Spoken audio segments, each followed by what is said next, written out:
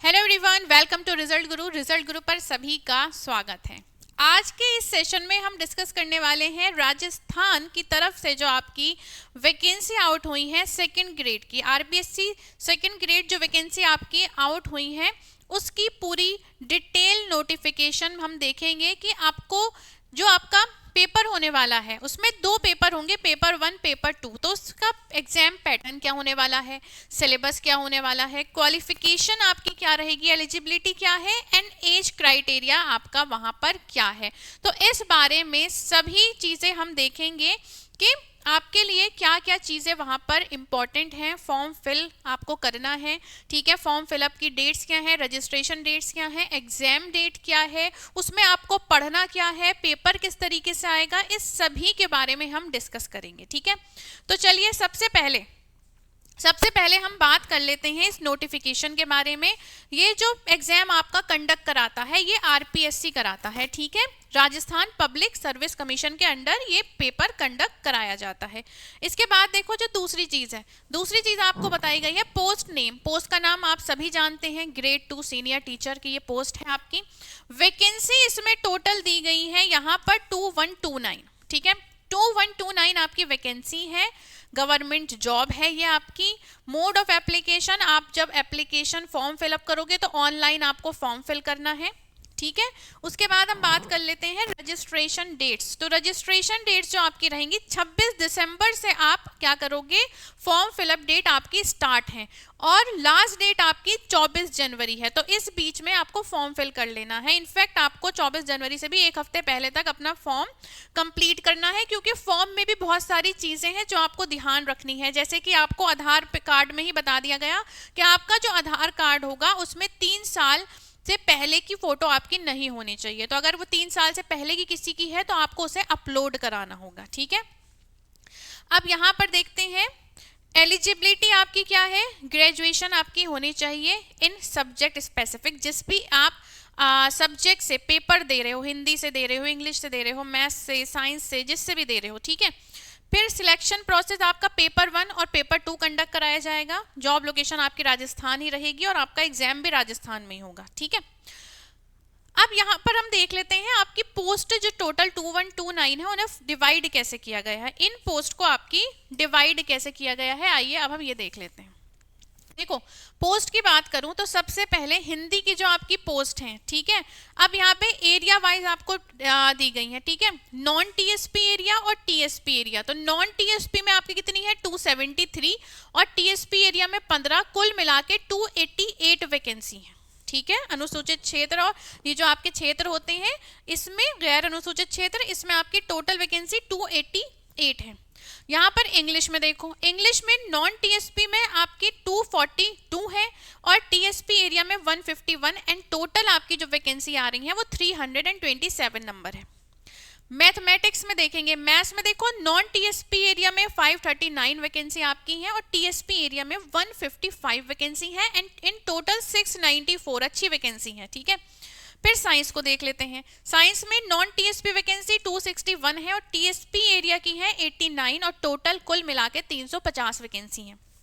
फिर बात कर लेते हैं सोशल साइंस की, ठीक है। सोशल साइंस में नॉन टीएसपी 70, ठीक है, टीएसपी एरिया 18 और कुल मिला के 88 वैकेंसी। उसके बाद देखो ये आपकी संस्कृत दी गई है। संस्कृत में नॉन टीएसपी वैकेंसी 276 है, टीएसपी एरिया की 33 है, तो टोटल मिला के 309 वैकेंसी है।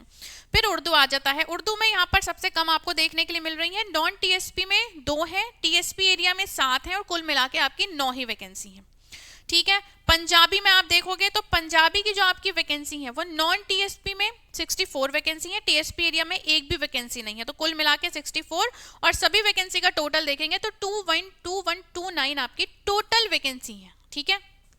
तो आप अपने सब्जेक्ट वाइज वैकेंसी चेक कर सकते हैं।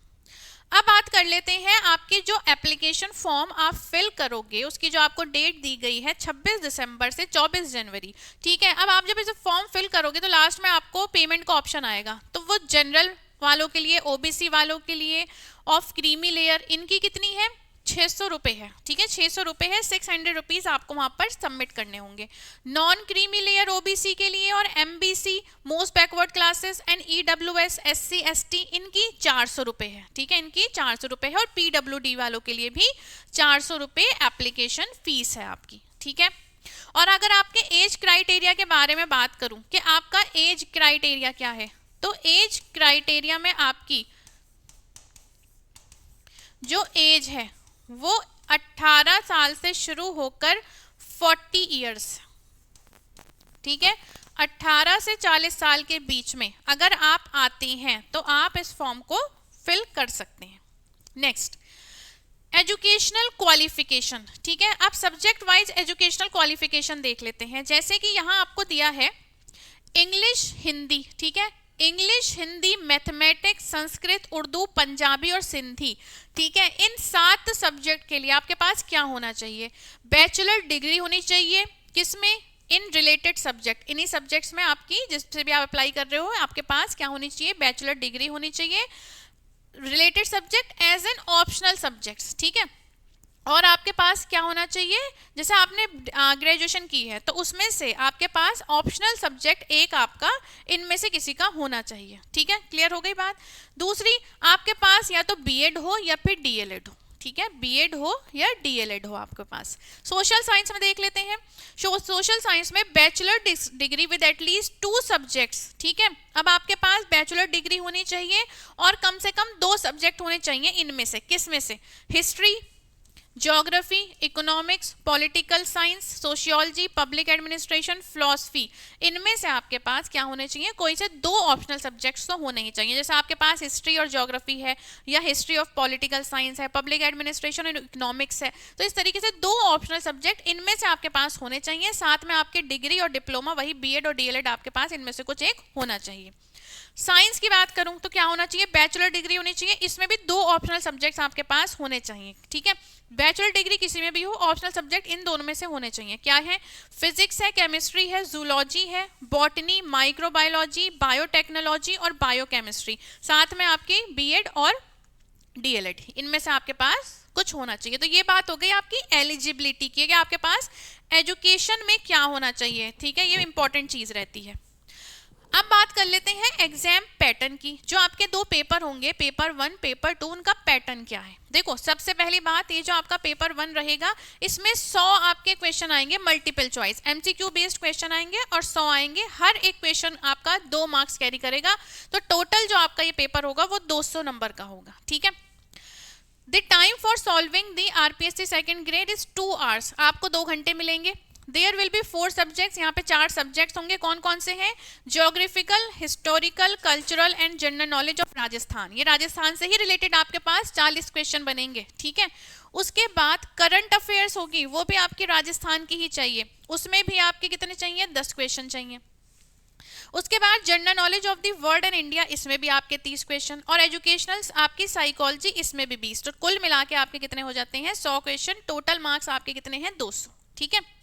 अब बात कर लेते हैं सेकंड पेपर की। सेकंड पेपर की बात करूं तो यहाँ पे आपके क्या होने चाहिए, 150 क्वेश्चंस आएंगे, यहाँ पे आपके 2 मार्क्स ईच होंगे, 0.33 नेगेटिव मार्किंग है आपकी, 2 घंटे 30 मिनट का आपका ये पेपर रहेगा। पहला आपका जो सब्जेक्ट है, knowledge of secondary and senior secondary about the relevant subject, जो भी रिलेवेंट सब्जेक्ट है उसमें सेकेंडरी और सीनियर सेकेंडरी के क्वेश्चन आएंगे 90। नॉलेज ऑफ ग्रेजुएशन, ग्रेजुएशन के बेस पे आपके 40 क्वेश्चन आएंगे, और teaching method of relevant subject, इसके 20 क्वेश्चन, तो कुल मिला के 150 क्वेश्चन जो आपके बन जाएंगे 300 नंबर के, ठीक है। यहाँ पर सैलरी की बात कर लेते हैं, बहुत अच्छी चीज़, यहाँ पर आपकी जो सैलरी पे स्केल रहेगा वो 9300 से 34,800 और ग्रेड पे आपके 4200 दिया गया है, तो आपका यहाँ पे 40-45 के बीच में आपकी सैलरी बनेगी। ये आप सिलेबस देख लेंगे, ठीक है, ये आपको सिलेबस दिया गया है सभी, ये क्या क्या आपका सिलेबस है इसे चेक कर लेंगे आप, ठीक है। ये ज्योग्राफिकल, हिस्टोरिकल, इसमें क्या क्या आएगा आपका, ये सब आपको दिया गया है, ठीक है, ये सब है आपके लिए। यहाँ पर देख लो, एजुकेशनल साइकोलॉजी में क्या आएगा, general knowledge of world India में क्या आएगा, ठीक है। यहाँ पर Ambedkar constitution, society and religion, polity, ये सभी आपको डिटेल में दिया गया है, सभी आप अपने अकॉर्डिंग यहाँ पर चेक कर लेंगे, ठीक है। तो चलिए, यही इन्फॉर्मेशन थी जो सेशन में मैं आपके लिए लेकर आई थी। फिर आपसे मुलाकात होगी नेक्स्ट सेशन में, अपना ख्याल रखिएगा, bye bye, take care and thank you so much.